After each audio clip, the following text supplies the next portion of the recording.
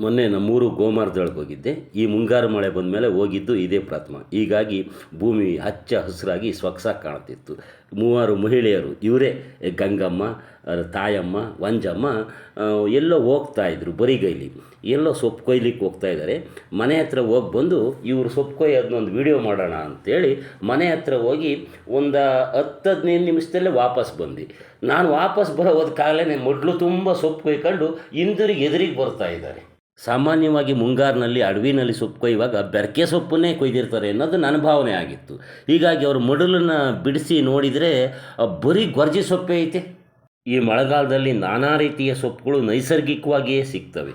ಆ ಮೂಲಕ ಈ ಗ್ರಾಮೀಣ ಭಾಗದಲ್ಲಿ ಒಳ್ಳೆಯ ರುಚಿಕರವಾದ ಸೊಪ್ಪಿನ ಸಾಂಬಾರಿಗೆ ಅದು ಅನುಕೂಲವಾಗ್ತದೆ. ನೈಸರ್ಗಿಕವಾಗಿ ಸಿಗುವ ಈ ಸೊಪ್ಪುಗಳಲ್ಲಿ ತುಂಬ ವೈವಿಧ್ಯಮಯತೆ ಇರ್ತದೆ. ಈ ಮಾರುಕಟ್ಟೆಯಲ್ಲಿ ಸಿಗುವ 4-6 ರೀತಿಯ ಸೊಪ್ಪುಗಳಂತಲ್ಲ, ಸುಮಾರು 100 ರೀತಿಯ ಸೊಪ್ಪುಗಳಿರ್ತವೆ. ಅಂತಹ ಸೊಪ್ಪುಗಳಲ್ಲಿ ಈ ಗೊರ್ಜಿ ಸೊಪ್ಪು ಕೂಡ ಒಂದು. ಈ ಗೊರ್ಜಿ ಸೊಪ್ಪು ಬೆರಕೆ ಸೊಪ್ಪಿನ ಜೊತೆ ಸಿಕ್ಕಾಗ ಅದನ್ನು ಮಸ್ಸೊಪ್ಪು ಮಾಡ್ತಾರೆ. ಬರೀ ಗೊರ್ಜಿ ಸೊಪ್ಪೆ ಸಿಕ್ಕೈತಿ ಅಂದರೆ ಅದನ್ನು ಬಸ್ಸಾರು ಅಥವಾ ಸೊಪ್ಪಿನ ಸಾರು ಮಾಡ್ತಾರೆ.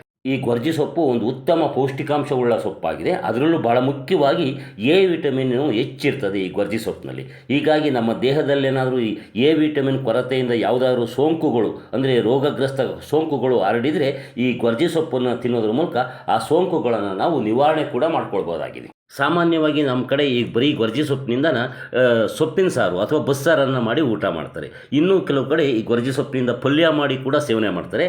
ಮತ್ತು ಕೆಲವು ಕಡೆ ಈ ಗೊರ್ಜಿ ಸೊಪ್ಪಿನ ಕಷಾಯವನ್ನು ಮಾಡಿ ಕುಡಿತಾರೆ. ಈ ಗೊರ್ಜಿ ಸೊಪ್ಪಿನ ಕಷಾಯ ಮಾಡಿ ಕುಡಿಯೋದ್ರಿಂದ ಮೂತ್ರಪಿಂಡ ಹೊಸ ಚೈತನ್ಯವನ್ನು ಪಡ್ಕೊಳ್ತದೆ ಅಂತೇಳಿ ಈ ಪಾರಂಪರಿಕ ವೈದ್ಯರು ಹೇಳ್ತಾರೆ.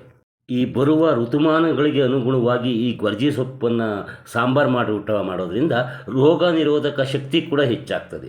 ದೇಹದಲ್ಲಿ ಸೃಷ್ಟಿಯಾಗಿರುವ ವೈರಾಣುಗಳನ್ನು ಹದ್ದುಬಸ್ತಿನಲ್ಲಿಡುವಲ್ಲಿ ಈ ಗೊರ್ಜಿ ಸೊಪ್ಪು ತುಂಬ ಸಹಕಾರಿಯಾಗ್ತದೆ.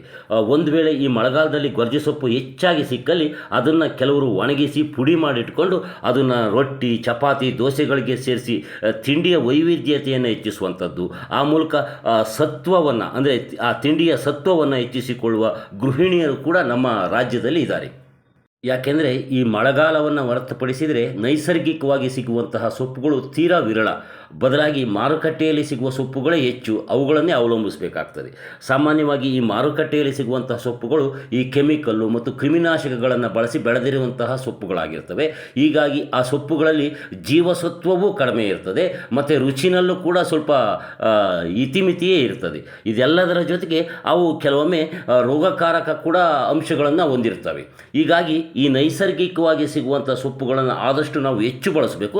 ಹೆಚ್ಚಾಗಿ ಸಿಕ್ಕಿದ್ದಾವೆ ಅಂದಾಗ ಅದನ್ನು ಒಣಗಿಸಿಟ್ಕೊಂಡು ಅದರ ಪುಡಿಯನ್ನು ಕೂಡ ಬಳಸಬಹುದು ಅನ್ನುವಂಥದ್ದು ಅನೇಕ ಗೃಹಿಣಿಯರ ಅನಿಸಿಕೆ ಕೂಡ ಆಗಿದೆ. ಹಿಂದೆಲ್ಲನ ಈ ಸೊಪ್ಪು ತಿಂದರೆ ಮುಪ್ಪಿಲ್ಲ, ಸೊಪ್ಪು ತಿಂದರೆ ರೋಗವಿಲ್ಲ ಅನ್ನುವ ಮಾತು ನಾಣ್ಣುಡಿಯಾಗಿತ್ತು. ಆದರೆ ಈಗ ಸೊಪ್ಪು ತಿಂದರೆ ಕೆಲವೊಮ್ಮೆ ರೋಗ ಬರ್ತದೆ ಎನ್ನುವ ರೀತಿಯಾಗಿದೆ. ಯಾಕೆಂದರೆ ಅಷ್ಟೊಂದು ಕೆಮಿಕಲ್ಲು, ಕ್ರಿಮಿನಾಶಕವನ್ನು ಬಳಸಿ ಬೆಳೆಯೋದ್ರಿಂದ ಈ ಸೊಪ್ಪುಗಳು ಕೂಡ ಇವತ್ತು ವಿಷಕಾರಿ ಅಂಶಗಳನ್ನು, ಮಾರುಕಟ್ಟೆಯ ಸೊಪ್ಪುಗಳು ವಿಷಕಾರಿ ಅಂಶಗಳನ್ನು ಒಳಗೊಂಡಿರುವಂಥವಾಗಿದ್ದಾವೆ. ಈ ಮಧ್ಯೆ ಈ ನೈಸರ್ಗಿಕವಾಗಿ ಸಿಗುವ ಈ ಸೊಪ್ಪುಗಳೇ ನಿಜಕ್ಕೂ ಕೂಡ ಸಂಜೀವಿನಿ ಅಂತ ಹೇಳ್ಬೋದು. ಹೀಗಾಗಿ ಮಳೆಗಾಲದಲ್ಲಿ ನೈಸರ್ಗಿಕವಾಗಿ ಬೆಳೆಯುವ 100 ಪೌಷ್ಟಿಕ ಸೊಪ್ಪುಗಳ ಪ್ರಯೋಜನವನ್ನು ನಮ್ಮ ದೇಹ ಮತ್ತು ಮನಸ್ಸು ಪಡೆಯುವುದರ ಮೂಲಕ ಈ ನಮ್ಮ ದೇಹದಲ್ಲಿರುವ ರೋಗ ರುಜಿನಗಳನ್ನು ಕೂಡ ದೂರ ಮಾಡ್ಬೋದು. ಆ ಮೂಲಕ ದುಬಾರಿ ವೈದ್ಯಕೀಯ ವೆಚ್ಚಗಳಿಂದ ನಾವು ದೂರನೇ ಉಳಿಬೋದು. ಇದೆಲ್ಲದರ ಜೊತೆಗೆ ಆರೋಗ್ಯ, ಆಯುಷ್ಯವನ್ನು ಹೆಚ್ಚಿಸ್ಕೊಳ್ಬೋದು. ನೀವು ಕೂಡ ಈ ನೈಸರ್ಗಿಕ ಸೊಪ್ಪನ್ನು ಇಷ್ಟಪಡೋದಾದರೆ ಈ ವಿಡಿಯೋಗೊಂದು ಲೈಕ್ ಮಾಡಿ, ನಿಮ್ಗೆ ಅನಿಸಿದ್ದನ್ನು ಕಾಮೆಂಟ್ ಮಾಡಿ. ನೀವು ನೋಡುತ್ತಿರುವ ಈ ನೇಟಿವ್ನೆಸ್ ಯೂಟ್ಯೂಬ್ ಚಾನಲ್ ಇನ್ನೂ ಸಬ್ಸ್ಕ್ರೈಬ್ ಆಗಿಲ್ಲ ಅಂದರೆ ಈಗಲೇ ಸಬ್ಸ್ಕ್ರೈಬ್ ಮಾಡ್ಕೊಳ್ಳಿ. ಈ ವಿಡಿಯೋವನ್ನು ನಿಮ್ಮ ಸ್ನೇಹಿತರಿಗೆ ಶೇರ್ ಮಾಡಿ. ಎಲ್ರಿಗೂ ನಮಸ್ತೆ.